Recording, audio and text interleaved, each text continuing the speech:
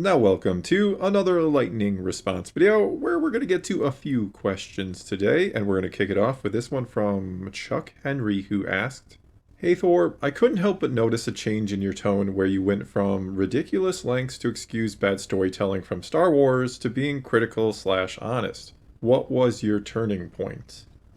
And to be honest, I'm not entirely sure when you're talking about or when you think the change happened.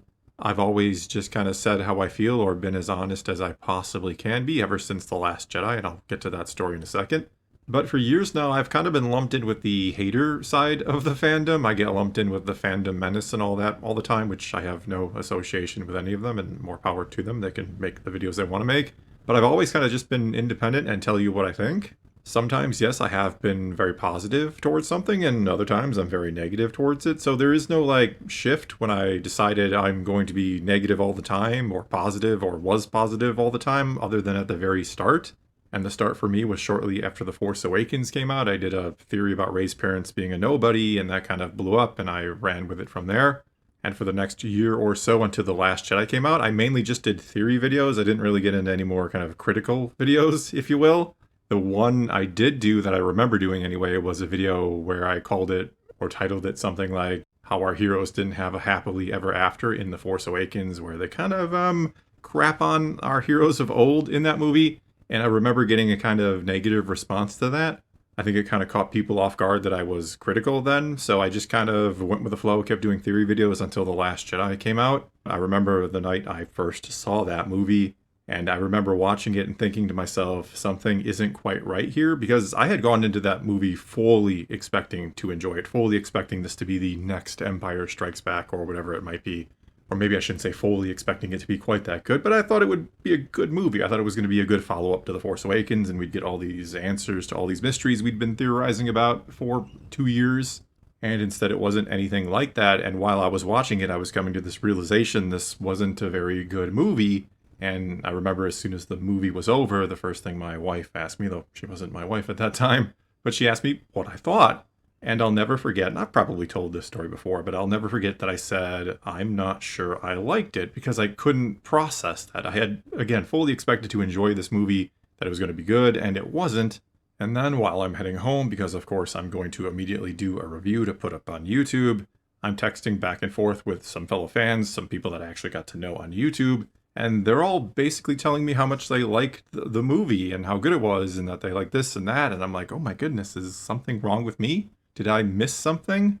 How did I not enjoy this movie when they seem to? So I went home. I didn't watch anybody else's reviews or contact or read anything else about the movie or how people felt about it or anything like that.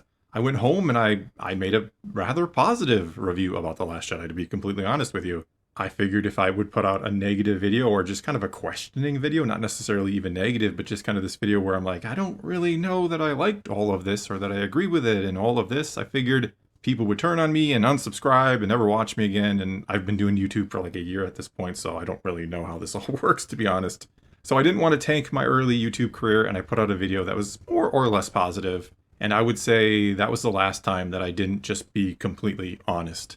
I learned a very valuable lesson about who I wanted to be on YouTube, the kind of integrity I wanted to have, if I can be so bold to say that.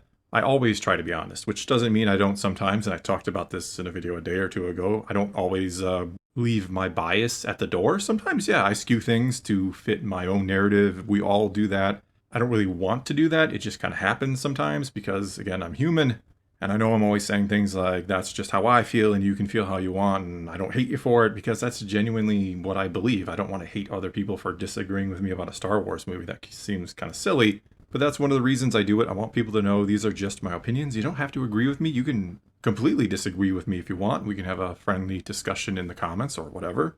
But to stop myself from rambling any further here, I don't know if you're maybe confusing me with someone else, or maybe because you've seen a lot of videos of things I enjoyed, you think I go to ridiculous lengths to defend them when I'm just telling you that, yeah, I actually liked this thing. While if I don't like it, I'll do the same in reverse. I'll just tell you why I didn't like it, and that's that, and we can agree or disagree or agree to disagree. So yeah, anyway, The Last Jedi taught me a very valuable lesson about just trying to be as honest as possible. And as I've also discussed before, I think that sometimes does cost me because people see me as being a flip-flopper. One second I'm talking about how good Star Wars is, then I'm talking about how bad it is. And for me, there is no narrative I am trying to hold to here. I'm not trying to be a total Disney Star Wars hater, and I'm not trying to be a total Disney Star Wars shill. Again, I tell you what I think, and that's what I'm always going to try and do. All right, let's move on and do a couple more here, and this one comes to us from Sky Mario, who asked, "Hey Thor, here's another question for you, and hopefully less embarrassing than the last one. What do you think of Star Wars Visions? I myself think it's one of the best things to happen to Star Wars under the Disney umbrella, which is funny since it's not even made by Lucasfilm, they just approved the shorts. But I really liked it, I thought it was amazing, and had some great concepts and characters, and that I would love to see more of. I wouldn't be surprised if some of the shorts were meant as a pilot for a full-on Star Wars anime, but what are your thoughts on the series? P.S. How would you feel if some of those characters got into the main Star Wars universe? Since they seem to be well-liked compared to Disney original characters, they might get desperate enough to incorporate them into the main universe Star Wars." I enjoy both seasons of Visions quite a bit. Now, some of the episodes are certainly better than others, but they're all pretty good, or some of them are really, really good, and I would love to see them expand into a full-on Star Wars anime. I've talked before that I think anime is now more mainstream than obviously ever before. It's something that younger people tend to appreciate quite a bit, and that could be a good pathway into getting more younger people into the franchise. I think they would be very smart to do a full-on Star Wars anime. And I'm not talking Resistance, which they said was supposed to be anime style, which really wasn't. I'm talking a real, genuine anime, and sure, absolutely base it off one of the Visions episodes. Something like The Ninth Jedi would be perfect, I think. In fact, that does feel like a pilot to a longer series. But yeah, I enjoy Visions, I am looking forward to the third season, and I'd be fine with some of these characters or stories kind of being incorporated into the larger canon and being expanded upon as long as it's done well. That is always the key. So yeah, big fan of Visions, looking forward to more. Alright, and now let's kind of turn two questions into one, and the first one comes to us from Darth EJS Mont, who said, "Hey Thor, if Andor Season 2 happens to be a success, aren't you afraid of the consequences? If Andor suddenly becomes incredibly popular and broadly watched, don't you think it can make Disney act in a very chaotic way focused on creating more Andor content? It could be well executed or could miss the point of Andor completely, with a range from Tales of Luthen to somehow Cassian Andor survived." There's also this one from Ugha Haven, who said, "Hey Thor, if the Andor-verse was expanded to have a new show featuring another character from either Rogue One or Andor, which should it be?" Okay, so first of all, as I've been saying a lot lately, I do think if Andor Season 2 is a success, and by success I mean substantially higher ratings than Season 1, that word of mouth has spread and suddenly the show is doing much, much better than Season 1 did, and Season 1 did kind of average, below average for the Star Wars shows on Disney+. So if it does see a significant increase in viewership, and it holds that throughout the season, of course, and it tells Disney that, hey, maybe we do have something on our hands here that maybe fans and the normies or the casual viewers like this as well, I do think there is a really, really good chance, if not 100%, we will see more like Andor in the future. That we may see a lot more like Andor in the future, which I don't necessarily think means in the Andor-verse, as I kind of nicknamed it in a video not long ago. I think I did that on the other channel. But I do think we will see more in the vein of a more mature and gritty and kind of down-to-earth, in a manner of speaking, Star Wars style, which I know some people really don't want, some people really do want. But I do think if it is a success, that's kind of a foregone conclusion because they've had a lot of missteps with other things they've tried in Star Wars lately. And so if it works, they're obviously going to double down, which of course does bring the problem of maybe missing the point of Andor or trying too hard and doing something that is kind of intentionally dark and gritty and just misses the feel of Star Wars, which I do personally think Andor captures really well. I think they might more try to lean into shock factor like Game of Thrones does, where Game of Thrones, the earlier seasons especially, is very good. But I think they might lean more into just trying to be like that for the sake of being that instead of understanding why, as you said, Andor actually works. But anyway, I do think that is absolutely going to happen if Andor Season 2 is a success.